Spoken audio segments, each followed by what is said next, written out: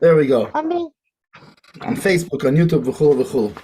Okay, so okay. in Shulchan Aruch with Mishna Berura, Hilchos Shabbos 271.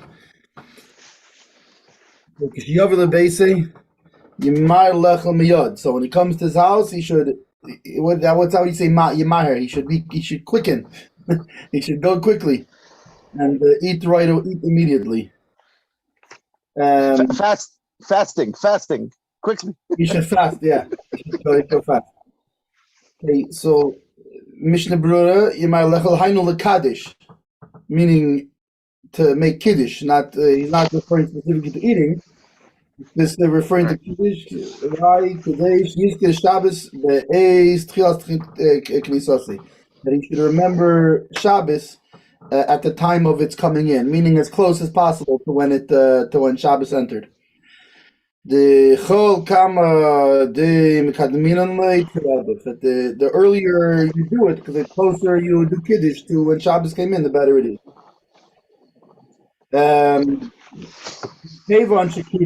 Now, since you have to make Kiddush already,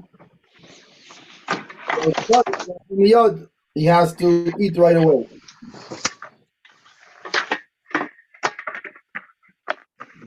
Oh, you got fancy book holders. Oh yeah, we're getting out the. I use music stands, but so now since you have to make Kiddush, right? It's the closest as possible. Since you made Kiddush already, so now you have to eat right away. Like explained in a later Simon, Reishain Gimel, Sif Gimel Ba'da in Ramah over there.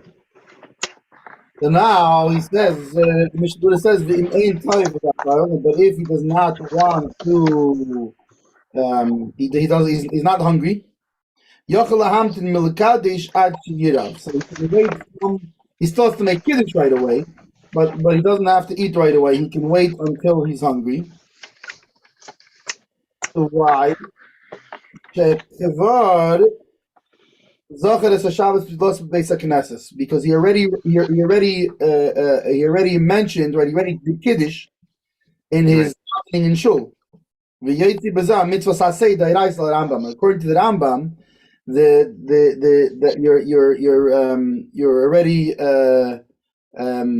you already fulfill your obligation of the Torah obligation to make Kiddush when you say in Shemin Esrei, right? When you say Kiddush there, right? Baruch atah Mekadesh Shabbos.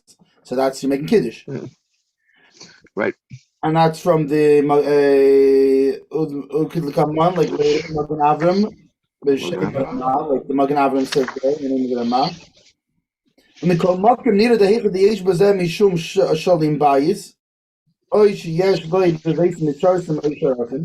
However, it still seems that that when there's an issue of shalim bayis, of peace in the house, or that there are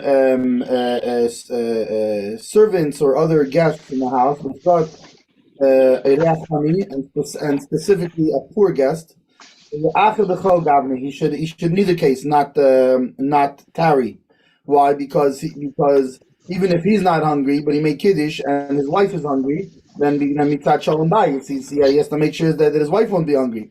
And if he has guests, especially if they're poor people, they might have been hungry for a while now already. For sure, you have to make sure they're not hungry. The cave they told him of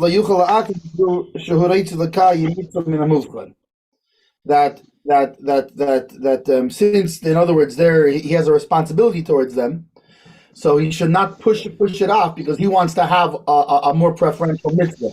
Meaning he wants to wait till he's hungry so that he'll enjoy the Shabbos meal, which is a preferential way to eat the Shabbos meal. But he has to consider that there's other hungry people, and this is more important than he is being a chinyak and doing the mitzvah in the Shabbos way. Miyad, base in the Mishnah Berura. You should make sure to read Kriya Shema before that. Right. In this topic, it's like he's talking about a case where Shabbos was taken upon early. Okay, hello, summertime Shabbos minions, right? Right. So if you took Shabbos early, which in Chabad is not the minhag necessarily, but Not the common minhag. Well, it's not the minhag, but it's not against halacha or whatever, anything like that. But about the minhag is we generally don't do that. But let's say he did. Actually, by the way, in some places in Chabad they do that, because, for example, if you have a Chabad house and you're in a place where Ma'ariv is not going to be till 9:30, 10 o'clock, and you're not going to get a minyan, and you're not going to be able to, the people aren't going to have a Shabbos davening or whatever. There's places in the Chabad house where they do obviously there's guidelines to how early you're allowed to do it, but they'll do the earlier possible thing, and then Krishma later, because you have to make sure that people, as a shliach in a Chabad house, you have a job to make sure that the people have a minyan, that they do, etc. But so, anyways, if there's a question of if he possibly said Krishma by Ma'ariv and it wasn't Tzeis yet, right? Then he should make sure to say Krishma again. You're supposed to make kiddush right away, but Krishma still takes priority. Yeah, well, not just that. Especially even in shul, right? Even in shul, if you're gonna when you daven ma'ariv, and right, so you do kiddush, right? But you do Krishma first. Right. First comes Krishma. That's your right. First foundation. We don't make kiddush before ma'ariv. Yeah. You're allowed to daven ma'ariv beforehand. It's okay. So, yeah. Which is interesting, by the way, just to contrast this with regards to menorah on Hanukkah. Yeah. Technically, the ideal way to do it is to do daven mincha with a minyan, go home, light your menorah right away, as soon as it becomes, this man, and then go back and daven ma'ariv with a minyan. Now, Lamaisa, because it's hard to do that with minyanim, okay, we do it differently. But technically, especially if one doesn't, let's say, if one isn't daven with a minyan, or if there are multiple minyanim, if you are able to do that, really, that's how you're supposed to do it. Yeah. I'm saying as opposed to here where it says no, even though the Mechaber says Maher, my friend, immediately, Miyad, Hasten and Miyad. I think this is on Miyad, excuse me. But right, when it says Miyad, no, you still daven ma'ariv first, say Shema. Even if you already daven ma'ariv, you can still delay even more to just say Krishma, even though I'll get it after Kiddush. No, say Krishma. Just after design. Yeah. Okay, and the Rambam. Fine. So, the Kosovo Rambam Perchav Tesme Hilches Shabbos.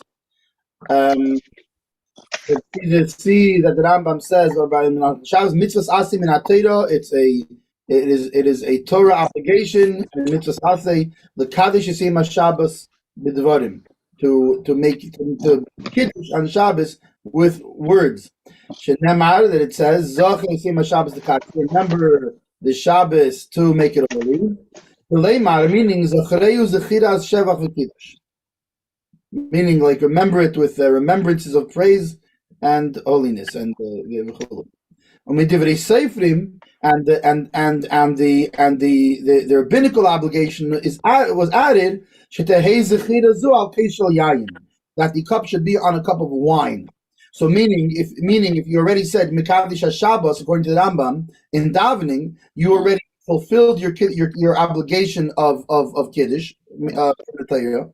And the reason then when you come home you make kiddush again is because you further have a rabbinical obligation to make kiddush on wine. And so to the Tosfos wrote in Masechah Sukkah, Daf Lamed Ches, and the Nazir Daf Dalid, the Alayayin Hurak Midrabanan. The Kosovo Magen Avram, and the Magen Avram writes, the Lefi Zemi that Ice Bekiddush She'emid Filasagi. So according to this, that from as far as the Torah is concerned, that which you did in shul,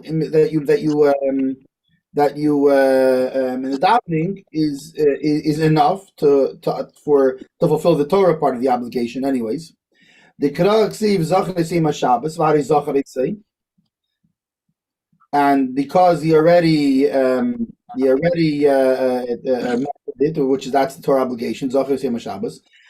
The kiddush came suda midrabanan, and making kiddush on wine in a place where the meal is, that's midrabanan. That's a rabbinical obligation. Like the Beis Yosef writes in the Hevia Magen Avram Ra'aya Lezem in Gemara, and the Magen Avram brings a proof to this from the Gemara. That he is fulfills his obligation by saying it in davening. Al Kain, therefore, in particular in Kiddush Eloi, if he is not sure if he made Kiddush or not, Tzarich Lachzer Ein Tzarich Lachzer L'Kaddish. Now he's talking about his he knows he said Kiddush in davening, but he doesn't remember if he said Kiddush on a cup of wine or not. So in this case, according to the Magen Avram, being that that's only a midrabanon, it's only a rabbinical obligation, he would actually not go back and make Kiddush again. Why? Because when you have a doubt on a rabbinical obligation, you go to the lenient. As opposed to if it was a Torah obligation, then he would be required to say Kiddush again if he had a doubt, if he didn't say it already. Gam also, additionally, and this is the Prima God in this part. But anyways, the previous part.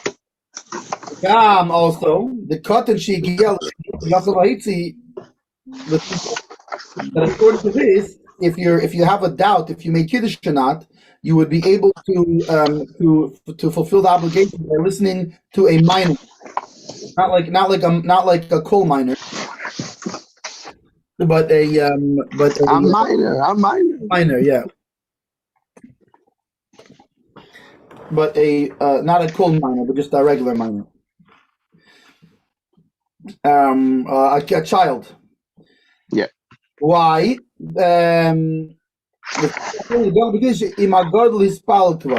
long as the adult already davened, meaning that his Torah obligation he fulfilled. Now he just has left his rabbinical obligation. Why is because the reason would be because a child has a rabbinical obligation to meaning. So it's the same as the adult if the adult's already daven Ma'ariv. If the adult hasn't daven Ma'ariv obligation, he already fulfilled his Torah obligation in the davening. So they both have the same. In other words, the reason generally that a child cannot be yaitzik, cannot take out the obligation of an adult is the child only has from education. He has chinuch, he has a rabbinical obligation. Whereas the adult has a Torah obligation, and somebody who only has a rabbinical obligation can't fulfill the obligation for somebody who has a Torah obligation. But in this case, since he already did the davening, he already fulfilled his obligation from the Torah, he only is left with a rabbinical obligation. So the child who also has a rabbinical obligation because of education, so he could listen to the child's kiddush. If he's not sure if he did it, then he could, and this is enough. Fulfill the obligation for. However, you could this the Mishna saying that what's the word for lepakpek? They question it. Question it, yeah, a lot. The meaning is very questionable. He finds it. The Hakaim Malon El B'Simin Samach Siv Dalid. The mitzvah is tzvifas kavana. Let's say it's basiyas a mitzvah. Why? Because we find before that mitzvahs need intent. In order to fulfill the mitzvah, you have to do it intentionally. Like for example, now kavanah in this case doesn't mean like having like for example, somebody putting tefillin, right? Someone putting on tefillin, he doesn't have to have the intentions of if he does it without all the intentions of the yechudim that he's making through Shema and the yechudim of tefillin and etc. He still fulfills the obligation. But here it's talking about a simple intent. You have to have intended to put the tefillin on. If you didn't intend to if the tefillin fell on you and then the things flew around your arm and you didn't have any intention, that's more of a problem. If I wake up really early in the morning, I'm very tired, and I put my heart pressure band on my arm, but then I realize it doesn't count. It doesn't count. I can still make a basic intent that I intend to do the mitzvah.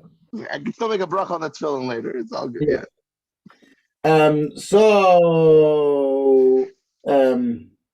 And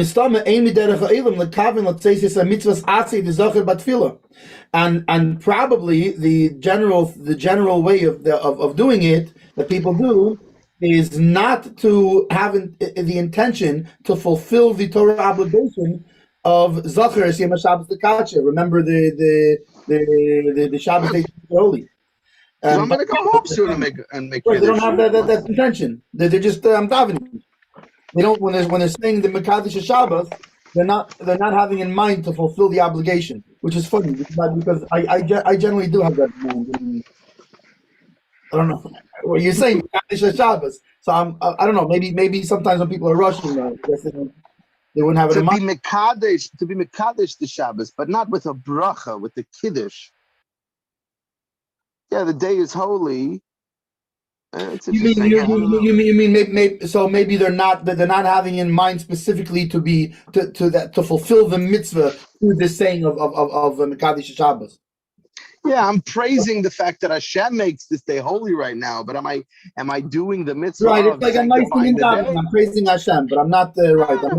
I'm not intending to fulfill the mitzvah. Okay, that makes sense. I would say similar to Atachainin. That I can't say I do every time. So I have a mind that I'm doing the mitzvahs asay midiraisa of Mekadesh Shabbos. It's the same thing by Atachain Antanu. Even though that's a Havdalah, but we're still allowed to make the bracha of Havdalah later. It's not a bracha of Havdalah because no one's thinking, oh, this is my Havdalah now. No, I'm going after Ma'ariv. I'm going to go home and I'm going to make a real Havdalah. Or after Ma'ariv, the show is going to make a real Havdalah. But that's more of a problem because if that's the case, how do you just drive home? It's interesting. I think because you get into there's two components, and maybe the same applies here, where there's the actual like maybe it's interesting. Maybe there's the sanctifying of the day. I don't know. It's a good question. Because remember, if you made it in shul and then you go and made it again, so first of all, fine, we know you still have a rabbinical obligation that you have to fulfill, so that's one thing. But the second thing is it's not like you're doing any prohibitions in the meantime. Whereas with Shabbos, if you didn't make Havdalah and now you're going and doing something prohibited on Shabbos, you got a problem. Unless by Havdalah there's a similar thing of there's the fact of making Havdalah and there's making Havdalah on wine, which is a separate thing. Right. Because with Havdalah specifically, right? Like if they're making Havdalah in shul and you're going to make it at home, you're supposed to have in mind that you're not being yaitza with that, because otherwise it's actually a problem of making Havdalah later at home. Yeah. So even bigger than Kiddush. Yeah. But now we're in Hilchos Kiddush, so we'll deal with this for. Yeah. So well, let's go ahead. Maybe let's make the distinction between what's this Kiddush that I'm doing in davening versus over the cup. Maybe well, right, but in this case also he has. I mean, we know clear he still has an additional obligation with Rabbanan that he didn't fulfill yet. No, but he's saying the whole thing is that a kid making Kiddush, just the Rabbanan, it's not good enough because there's still a component of the Iraisa that's here. I think he continues on No. Well, he's talking about something else. He's referring specifically to the idea of being yaitza, of a kid being yaitza you. Yeah, so he's trying to say right. That now he's trying to say he's saying it's taka true that midiraisa you could fulfill your obligation during davening with the davening Kiddush. And it's true. However, for the most part, people aren't having that in mind.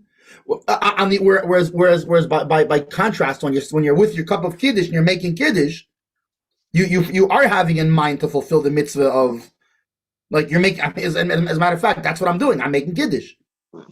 It's very interesting, by the way, and how most Ashkenazi shows actually do it that way. Right after they make, right after they're saying Magen Ava, he said, and Mekadesh Shabbos, they make Kiddush in shul. Yeah. So they do it right away.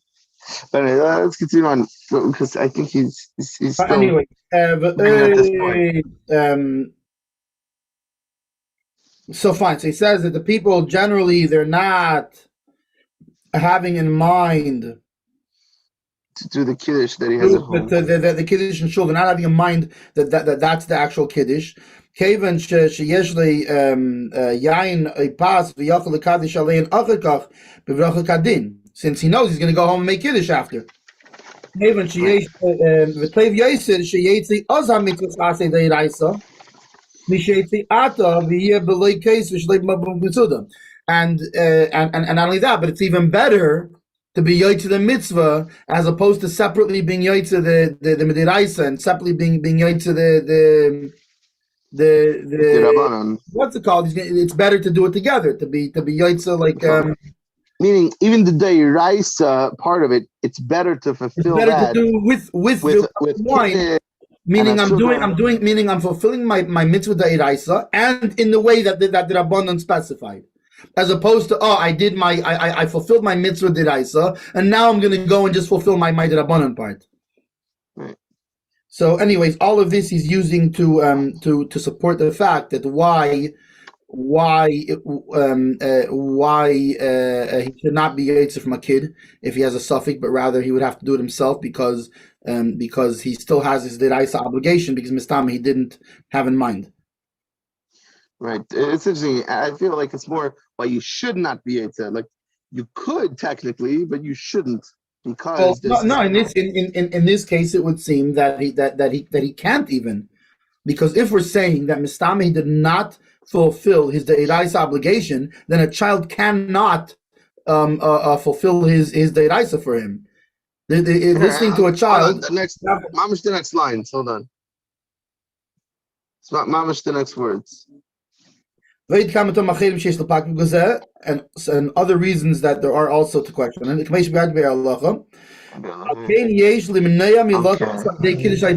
so therefore we should hold back. We hold back from doing this thing with listening to a child to be to fulfill the Kiddush obligation.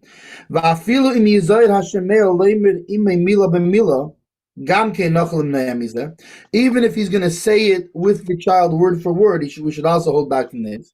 If not that he has in front of himself also wine or kiddush. Because by the way, there are such cases when you would say it word for word. Like for example, that's the proper way. If somebody who doesn't know how to make kiddush. Right. You just say the word and there's no siddur or there's no whatever or something. He would say it word for word. He would hold the cup and say it the whole word for word after the child. And that's fine. But he's being yotze his own one. But that's different. But he's holding his own cup of wine and has a lechem Mishna in front of him. But if only the child has the wine and a lechem Mishna, then it's not good. Right. So know that Kiddush of Yom Tov is midrabanan, is only a rabbinical obligation, as opposed to the Kiddush of Shabbos, which is a Torah obligation. Still, it has the same laws as Kiddush on Shabbos. However,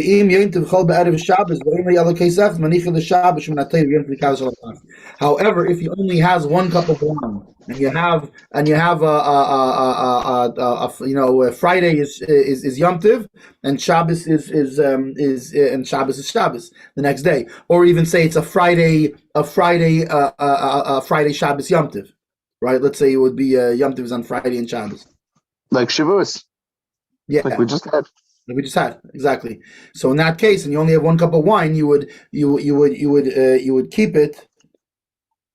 In this case, you would keep it for Shabbos. Save your wine for Shabbos. And Yom Tov you would make kiddush on the bread, because even though b'peil Yom Tov we do keep, even though it's a rabbinical obligation, even though we do keep generally the same like for the rules. Right. Even though the rules are the same, but still the fact Shabbos Kiddush is more stringent because it's actually from the Torah. Right. Has more value, I guess, in this way. Or it's a little heavier, stringent. Yeah. All right. Okay, continuing on. Gimel, I think is in base. I think that's already in base. Okay, so let's go back to them. Nashim chayavis b'kiddush. Women are obligated in kiddush.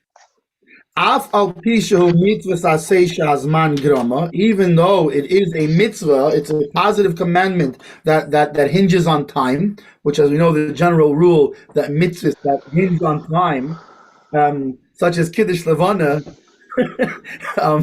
women women are not obligated in it.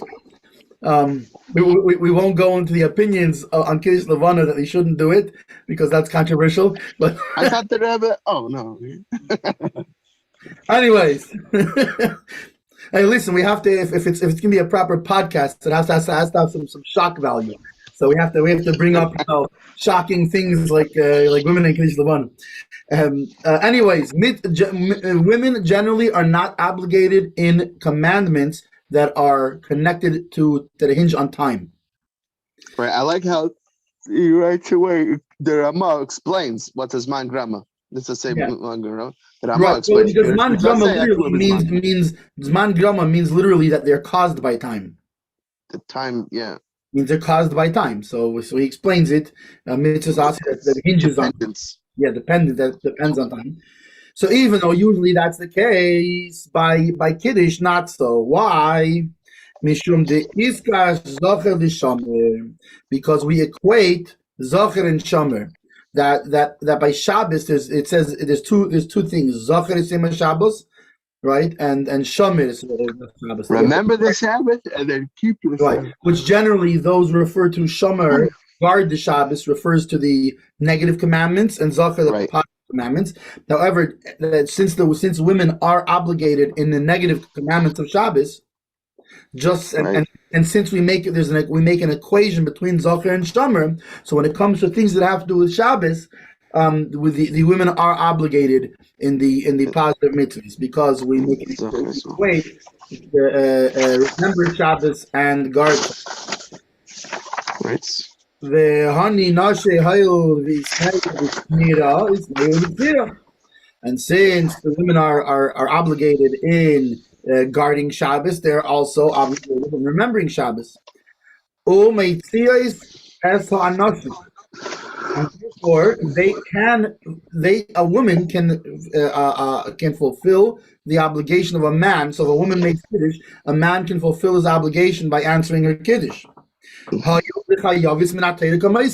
Because they're obligated from the Torah just like men. So meaning when you have another mitzvah, when there's a different mitzvah that has to do with time, right? By the way, we just learned this in the mezuzah, right? We learned in the mezuzah that since women are obligated in mezuzah, technically a woman can make the bracha, even though it's not the minhag nowadays, but technically a woman can make the bracha on the mezuzah. Because he's obligated. In other words, the reason that in some mitzvahs a man would not fulfill his obligation by answering to a woman is because she does not have a Torah obligation to do that mitzvah. And in order to fulfill your obligation, the other person has to have the same level of obligation. Similar to how if I would make the bracha for duchening of a kayin, right, of the priestly blessing, and a kayin answers me, it doesn't work because I'm not a kayin. I have no obligation, a priestly blessing. Right. So a kayin answering me is nothing because my bracha doesn't carry. Well, in this case it's different. In this case, my bracha carries no obligation, and I'm mamish making a bracha of atalos, which is even worse. It's actually a bracha name because whereas a woman can make the bracha because she is allowed to do this mitzvah. However, because the obligation is not of the same degree, but in this case, no. It says the Mechaber that a man can answer to a woman making kiddush, and it is fine because a woman has the same level of obligation in kiddush like a man does. Yep. Okay. Who's Amanda? Then Amanda. Who's Amanda? Amanda, it's the owner of the panda. Okay. So now the Holy Chavetz Chaim Zog. Yeah. Yeah, the Iska Zachel Shamer. The Zachel is Makachi Omer by Dibrei Rishonis. That it says Zachel is in Shabbos. Remember the Shabbos in the first Dibrei, in the first commandments, 10 of the 10 commandments. Vishomer is in Shabbos le Kachi Omer by Dibrei Ha'acharenis. And in the last commandment, it says Shomer Yisem Shabbos Tekache Shneim B'Dibur Echad Nemru. They were both said in one utterance, right? That's just like we say in is it in L'Chadaydi Shomer V'Zacher B'Dibur Echad. Right. There it is. So that's what it means. That's what Shomer V'Zacher B'Dibur Echad means when we say in L'Chadaydi. That's what we're talking about. Remembering and guarding in one utterance. Instead, that the Eibishter, as he has a different. He doesn't have a physical mouth like we have, and he can say two things at one time. Unlike by a human, when you say double talk, it means you said one thing and you thought something else because you can't say two things at one time. By the Eibishter, he can say two things at one time. So he said Shomer and Zocher at the same time. He said Shomer and Zocher. Which explains why they're connected. That those things that anyone required in Shomer is required in Zocher as well. The Kiddush, and Zocher is talking about the positive commandment of Kiddush, the canal. Like we said before, the Shomer and Shomer is talking about guarding yourself from doing the prohibited. What do you call it? How do you say malacha? The prohibited tasks or work on Shabbos. Yes. Just like in the prohibition of doing the prohibited labors on Shabbos, for sure the women have to also be careful. I mean, they're for sure obligated in it.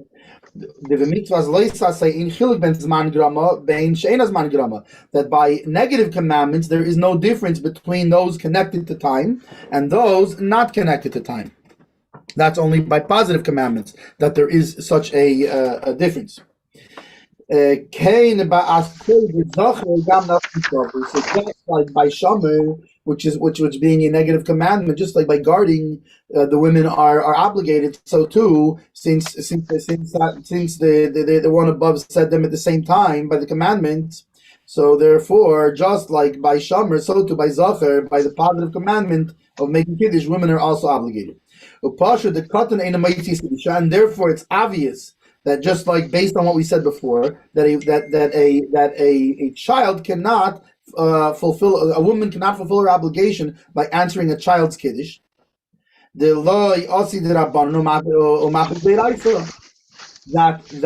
because just like we said before, you have to have the same level of obligation in order to fulfill to fulfill the command, to fulfill through somebody else the commandment. And here, so that's why, like the Mechaber says before, a man can fulfill his obligation through a woman.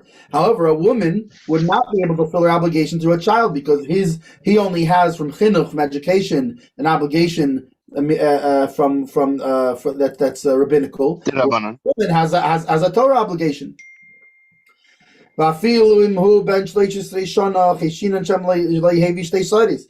even if he is 13 years old, we don't follow the assumption that he already brought the signs of an adult, right? That he has two pubic hairs. We don't assume that, which in some cases we do. There are certain, depending on what it is, there are certain cases when the kid's 13, we assume that he has that he's already physically become an adult.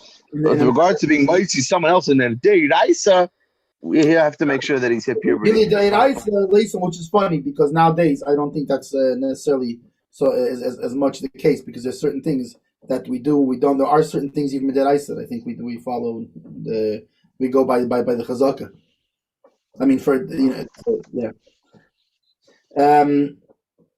which not the thing that people are thinking, because I'll give you an example. People might be thinking, wait a second, so how do you hear a kid that's bar mitzvah, right, learn from the Torah? But well, the Torah is not the reading of the Torah is not an obligation from the Torah.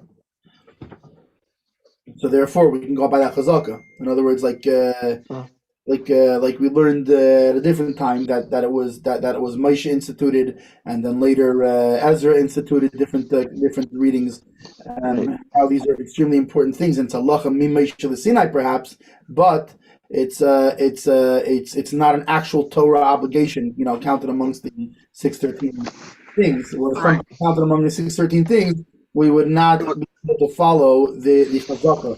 How would you say a chazaka? The chazaka means that like it's something that we can rightfully assume or something like that.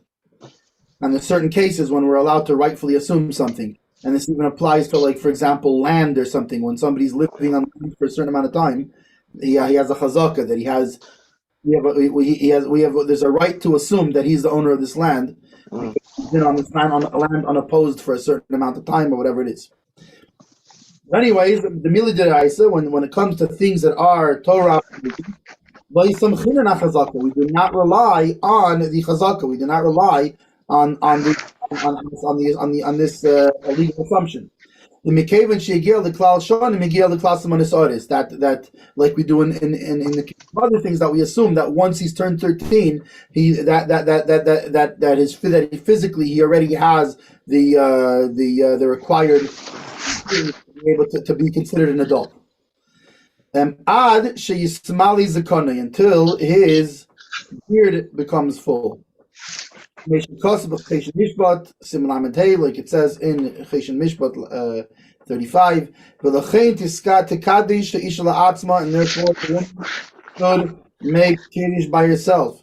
And if she doesn't know how to make kiddush by herself, then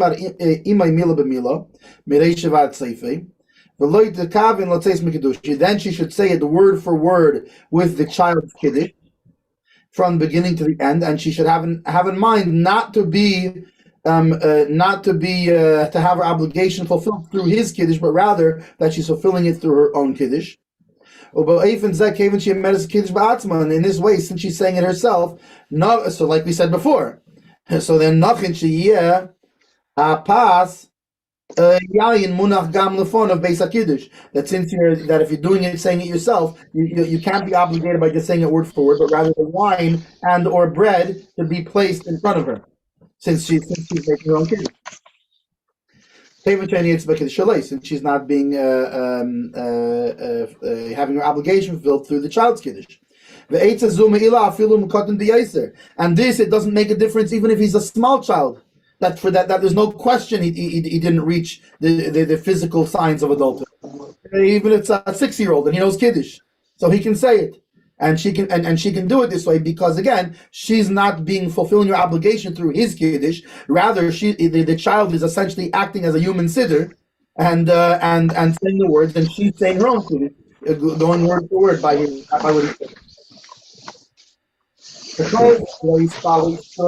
But this is all if the woman did not daven ma'ariv. But if she daven ma'ariv,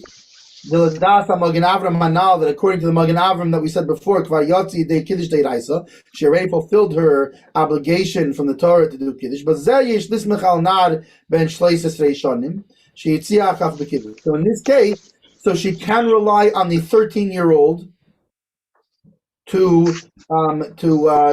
fulfill her kiddush obligation. Why? Again, like we said before, when can we not rely on the chazaka, on the legal of a 13-year-old that he has the proper physical attributes of an adult? That's only when it comes to a Torah obligation. But if she davened ma'ariv already, that according to the Magen Avram that we said before, she already fulfilled her Torah obligation, and now her only obligation remaining is the rabbinical obligation to make kiddush with wine. So at that point, so for that you can rely on the chazaka, you can rely on the legal assumption that the 13-year-old already has the physical attributes of an adult. The hainu shikaven lahitzia, that this meaning that he should have in mind to include her in the fulfilling of the obligation, which is, it's funny because he sticks it in like by the way, but that's an important thing that when somebody's making kiddush and somebody else is answering them to fulfill the obligation, the person making the kiddush needs to have in mind that they are including the other person to be fulfilled in the obligation. You could also just have in mind that stam, like and anyone who's listening and wants to fulfill their obligation to this kid, I'm considering anybody who wants to hear. That's also fine. Right.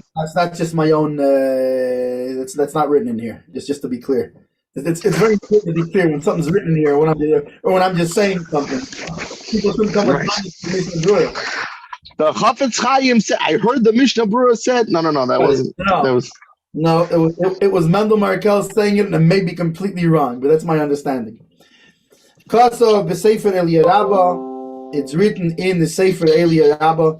Shnei anashim, two people. Im reitzim lohitzi b'nei beisam. If they want to fulfill the obligation of the people of their households, loy yikachu ka'achas. The trei kavri loy mishtami. They should not make kiddush at the same time, because two voices you can't hear at one time.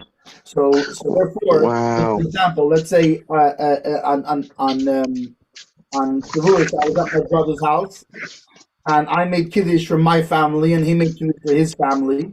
So we don't do it at the same time. Rather, one of us does first for our family, and the other one does next for their family. You take turns. It's very interesting. Now, I'll tell you. Here is this is specifically when you are fulfilling other people's obligations.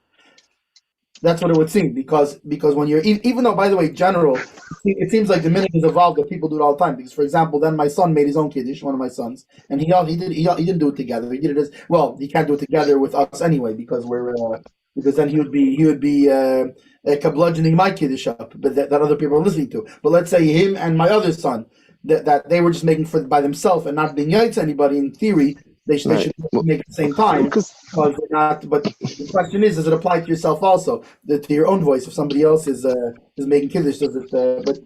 Well, I guess that's what it comes down to. Is it mishtamai? Is it inaudible? Is it, as we tell the little kids, are your words bumping?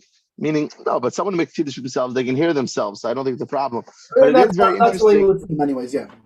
Yeah, it is very interesting, because I've been in houses, my in-laws are always, everyone take your time, everyone after the other. But I've been in houses where they're like, okay, so no, so everybody else at the table just goes. Nepal, we did the same thing that each one made, and then when he finished, the other one made. But that might also just be a matter of how you do it in a household, or not only that everybody wants to answer to the kiddush, and it's it's also practical, more pleasant way of doing it. But it would seem halacha that there's no problem with making it if nobody else is being yaitzer. Right. If words are getting bumped and it can't be heard, it's a problem. If not, it's okay. The question is, can somebody else's voice bump your own words? If you can't hear yourself, then yeah. So it depends how loud the other guy is. So if I'm making kiddush like a nice quiet Shaila Babachar, and I'm standing next to a guy from Stolen Karlin, so he's screaming at the top of his lungs. So basically, if I'm making kiddush, nobody can make kiddush at the same time. Pretty much. Not just when you're making kiddush. Even after you wash, even after you've washed, just the sounds of your are so loud. Yeah, it's still. they have to actually send me out of the room. It's like shalach is a Mendel in order to make kiddush. Shalach is a Mendel, but the kiddush tasala. Okay. All right. Continuing on. So then it said she can make even for men. Yeah, and they can fulfill their obligation by answering. Valid. And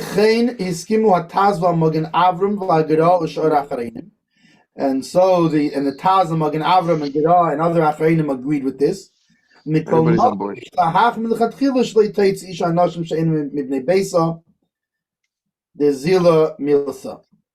That she should be careful still to be the chatchila, not to be to make the obligation of men who are not from the people of her. Not family members.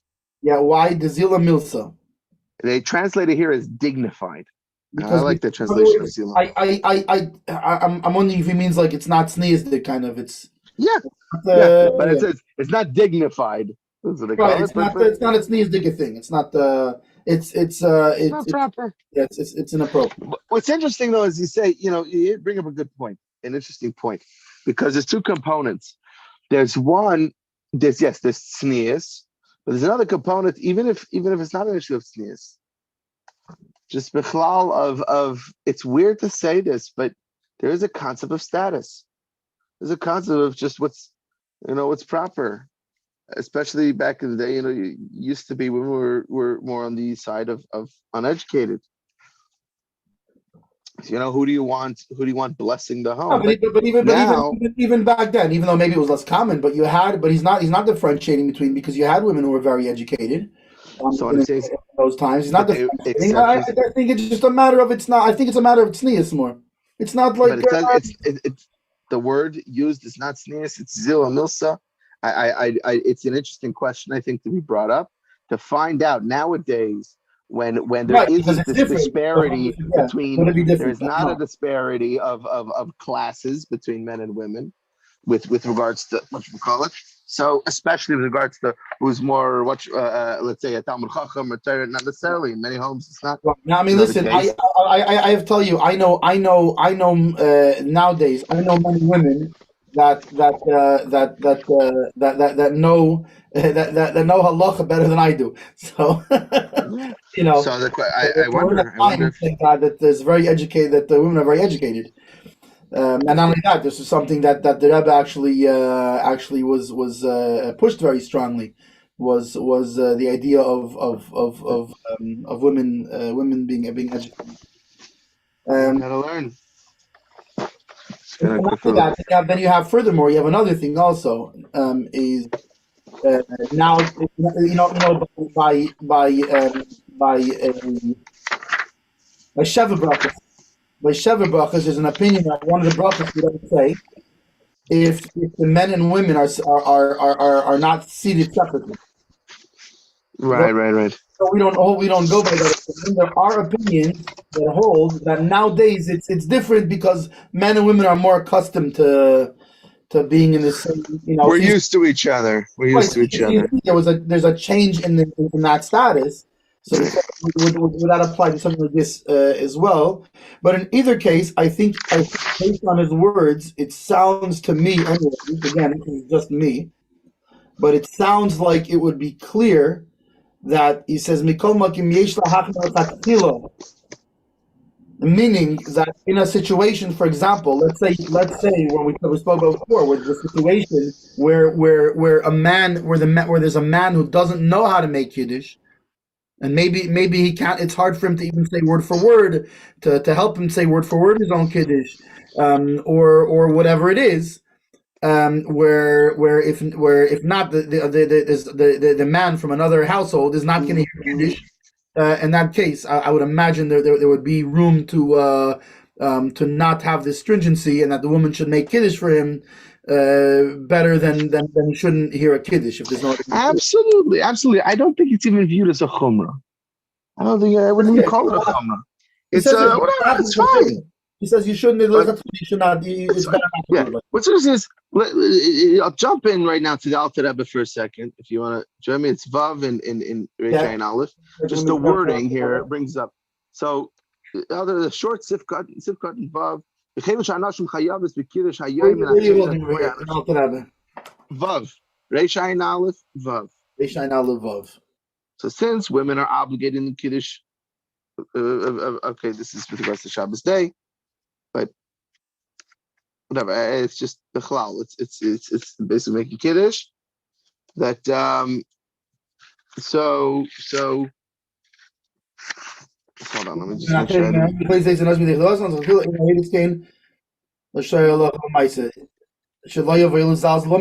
here it's lezalzo. See, interesting. He used a different term here. No, but it's similar. It's zila. Similar. It's the same tradition. Take it lightly.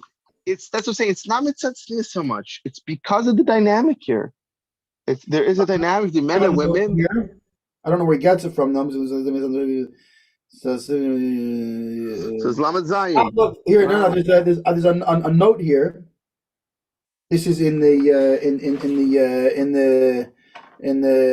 this one, the Shulchan Aruch here with Bir Halacha, that on Shalai that they shouldn't make it cheap. It says Shaharei ein hi chayeves b'kiddush mitzad mitzvahs asay ela mitzad chiyuv b'lois asay.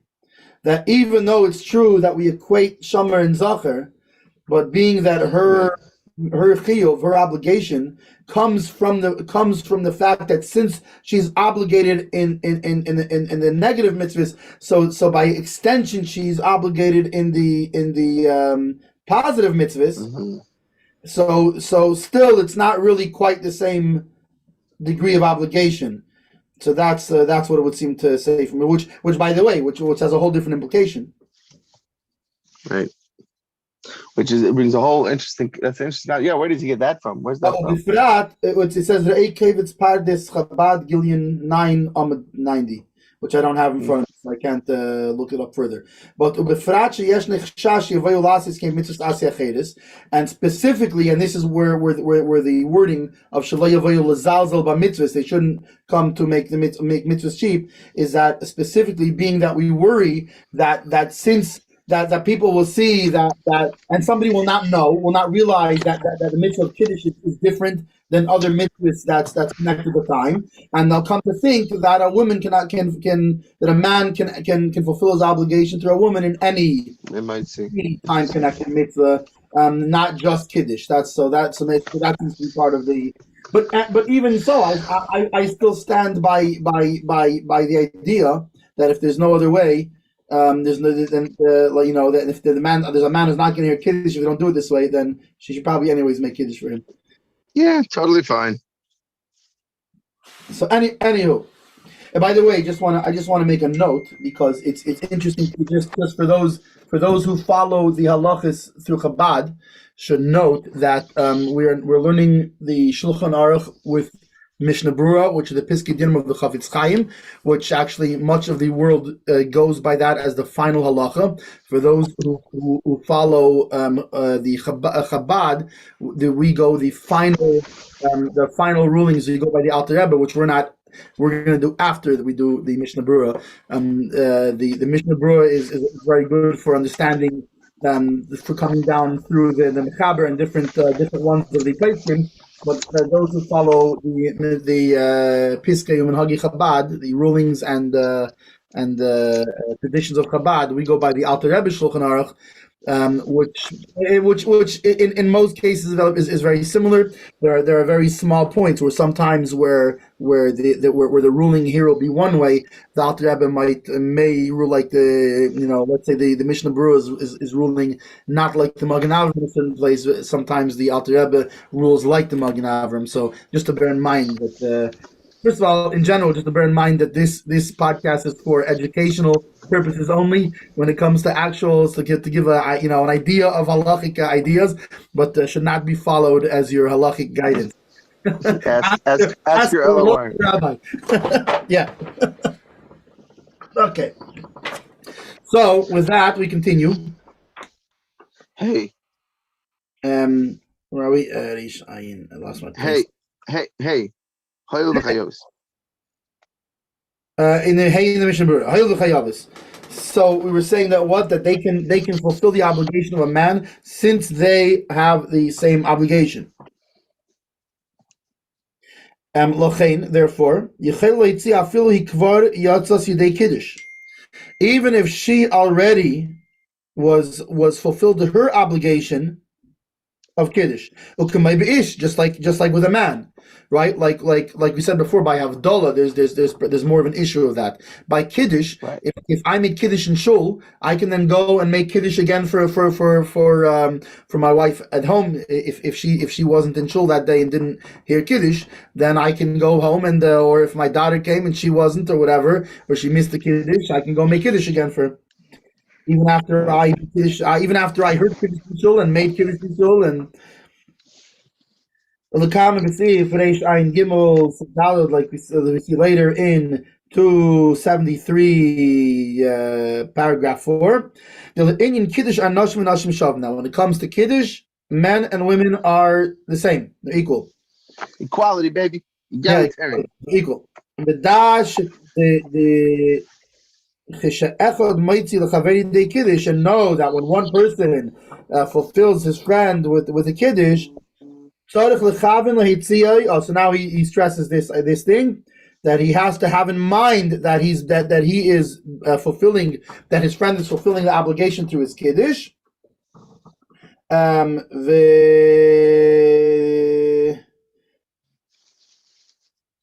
am I here? So meaning the person making the kiddush has to have in mind that the other person will fulfill the kiddush obligation, and the person listening must also have in mind that their obligation is being fulfilled through the guy making kiddush now. So therefore, nothing. And see later in 273 what's written there in the Mishnah Berura. So meaning, yeah. Wait. So just before you said what? Did you skip? I think you skipped. So lachein manachin sheyaskir balabayis v'nevesei. I did. Therefore, the balabayis should mention. But when he's making kiddush, before he makes kiddush, he should mention that he's going to make kiddush, and everybody who wants to be included in this kiddush should have in mind to the yetzer. As you see in many households, they'll say, "Hey, whoever wants to be yetzer my kiddush can be yetzer." Just listen. I'm going to have in mind anyone who wants to be, stuff like that. Right. No, so the step beyond. In other words, we're talking not just that sometimes you hear people say, "Okay, Tati's making kiddush." Right. No, but that's what I'm saying. After that, the whole point is to remind the people and make sure and don't forget to have in mind to be yetzer. That's exactly what I'm saying. In many households, keep that in their mind the whole time. As long as they had in mind they're going to be yetzer with this kiddush. You don't have to keep it in. I'm going to be yetzer, I'm going to be yetzer. Right. But I'm just saying, in many households, that is what's said. Literally, you'll hear this. You'll hear, "Hey, Tati's making kiddush," and then suddenly the Tati will go. He will lift the cup just before he starts. He goes, "Okay, whoever wants to be." Right, whoever's being yetzer kiddush can be yetzer. Right. I'm having in mind whoever wants to have in mind. Yeah. I'm having in mind. Have in mind to be yetzer in my kiddush. Right. Yeah. So. That's if you ever see that now. Savri Maranon, which, by the way, that's in a way that's Savri Maranon, no? Like right. So everyone ever pay attention. Hey guys, if you're focus up, right? Yeah. Okay. Kameisam, just like them, meaning that being that women have a chiyuv just like them, the men. Ach le'inyan zman yesh chiluk. Meaning as far as when their obligation, so even though they have the same obligation, but as far as the time the obligation begins, there is a difference. That by a man, that by a man it's when he turns 13. The Oz is that then when a woman becomes 12, she is obligated in all of her mitzvahs, which means that a 12-year-old girl could be, might say, a man, but a 12-year-old boy cannot be, might say, a woman. Exactly. He does not make clear in this case how does it work with what's the deal with how does it work with girls and them being 12 and the assumption of any of physical traits of adulthood or anything like that. But no, that's still elsewhere in halacha. But I mean, what's the question? I'm just saying he doesn't bring that specifically here. Why? Right. Because I guess it's only to a certain point where he's going to go into every single far-flung case that he's assuming. I mentioned it before with regards to men. You can, and anyways, and then based on the rules already set, that can be figured out, which we're not going to do right now. Okay, Gimel. Im ein yodim asages liknes yain lekiddush. If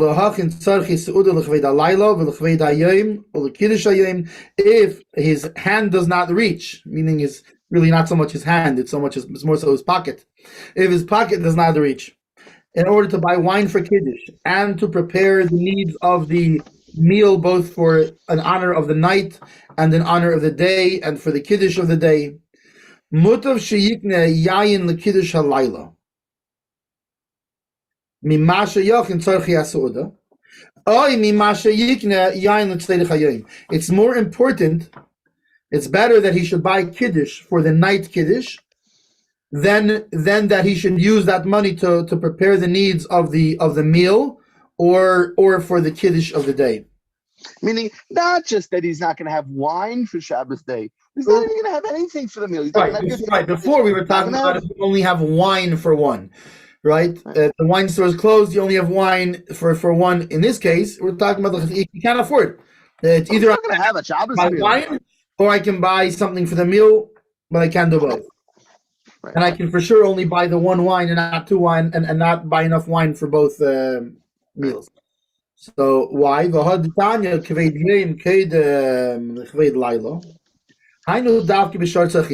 which we've learned, that the honor of the day precedes the honor of the night, meaning that the daytime meal essentially is more important than the nighttime meal. This is specifically regarding the other needs of the Su'udah. But if he only has one cup for Kiddush, so regarding Kiddush, the honor of the night is more important than the honor of the day. So the night Kiddush is more important than the day Kiddush, and indeed even than the day Su'udah. However, when it comes to the Su'udah, to the meal, the day is more important than the night, as far as the meal goes. However, the wine, the kiddush at night is even more important. Just a beautiful story.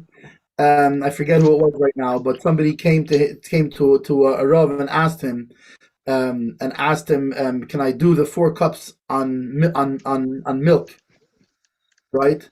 So he gave him whatever it was, $500. Go buy wine. So he says, but Rav, it doesn't cost $500 for wine. So he said, I'm assuming if you already have the problem, you can't afford wine, that you need to ask me, can you make it on milk? I'm assuming you also don't have meat, and you also don't have kugel, and you also don't have etc. Here's $500. Go and get what you need. So, which is actually very interesting, because this is to me, this is the real quality of a Rav. It's not the idea of just figuring out what the book says. It's also figuring out when the guys ask you a question, what's tutzich, what's the situation going on, and the obligation that, hang on a second, it's my this is a member in our, not just for a Rav, anybody, it's for all of us. That's the when somebody comes and asks us something, sometimes we have to be sensitive and read further and realize if there's a problem going on that we can maybe help. That's something deeper. Right. I have to give credit where it's due, because now I remembered where I heard that. I heard that on Reb Shia Rubinstein's he does on YouTube inspiring stories. So nice. He did that around Pesach time, when he was encouraging people, I think, to give money to an organization that helps people for Shabbos and Yom Tov. So that story just stuck in my mind, and my mind now when we're talking about wine and not being able to afford wine and this kind of thing. Okay, so quickly, let's go into the Mishna Berura. We only have like 3 minutes until the next shir this Zoom starts. I just want to say it's a great shir. Thanks, Ira. It's good to have you. Ira Hakohen Katz. When did this shir start? The man, the myth, the legend. When does it start? Is today the first day? Today's the first one. Well, today's the first day we're doing it on the Zoom. Yeah, the first day. We came to a natural spot. We were able to do it on the Zoom. So I hope you do it every day this time. God willing, we're gonna try to continue from 9 o'clock. From 9 to 11. You know, it's funny. I now we have to, because we were discussing it before. And we said, we said, who cares to listen to us guys hacking and trying about. I love it. And then that was what we said. He said, who knows? If one person enjoys it, it's worth doing it. Well, we know one person enjoys it, so. I tell you the truth, this is fabulous. It's better than just one rabbi, whether it's Rabbi Darren, Rabbi Rosenblum, Chaim Itkin, whatever. The two of you. It's my new thing. It's up there with YYJ. Wow, that's big. That's big. I'm telling you, Side man. phrase. Where's the other rabbi from? Are you in Pittsburgh too? He's a Yeah, I'm here in Pittsburgh too. I'm in Greenfield. Beautiful. I'm okay. You're new to Pittsburgh. Yeah, this is like basically a cross country Zoom. I'm in Squirrel Ira. Hill and he's all the way in Greenfield. I'm in Greenfield. Ira, we've met. I'm Rabbi Weinstein's son-in-law, the fifth one, Welton. I'm son-in-law number 5. Who's your wife? Nechama Nechama. Weinstein. Daughter well, number 5. I know Golda and I know Chani. I know Chani the oldest. Yeah. Right. Golda's the one married to my cousin. So when did you guys start this year though? Just the other day. No, we started about a year ago. 7 months ago, learning all kinds of topics. But You never told me about it, Mendel. Shame on no, you. because it didn't exist online. This is the first day it's online. Well, it wasn't this year. And the reason Ira. it's online, Ira, is because the reason it's online now is because you were hacking me a chinik that we have to have a shir online every day. Well, here it is. I hope you like it because it's your fault. Just let Hurstel in. I'm gonna let the boys know. Tell baby. everybody. Sure. What time Sure. tomorrow? 9 o'clock. But it's 9 o'clock, but sometimes we start a little bit late, like we did today. 9 o'clock Jewish Standard Time. Right. Start keeping an eye on it from about 9 o'clock, and we'll try to get on as soon as we can. I love it. Just don't tell Chaim Mitkin. Well, the whole YouTube and Facebook knows about it now. He's on, He's going to be on in about a minute. and I'm going to close down and start the rest of my day. We're his opening act. Wait, Chaim Mitkin's coming on soon. I know, but I got other things to do. Oh, all right. You guys are great. I love this. I love the back and forth. It's so invigorating. Well, it's the podcast format. It's a discussion. It makes it exciting. Chavrusa, the original podcast. Beautiful. I can't believe you finally decided to listen to me for a change. Yeah, I know. It's about time. All right. I love you guys. I love you. See you tomorrow. See you tomorrow, too. I can't wait. Yep, See ya. Okay, so we're gonna. Yeah. Will this be on YouTube so I can watch it again It later is. It's on YouTube already right now, streaming live, and you'll be able to find it if you look at the link that I sent you to the channel. I bookmarked you. You're my number 1 channel, baby. Love it. I'm gonna turn off the live part of it now because it's on a different share. I know. I understand. I'm gonna shut down too.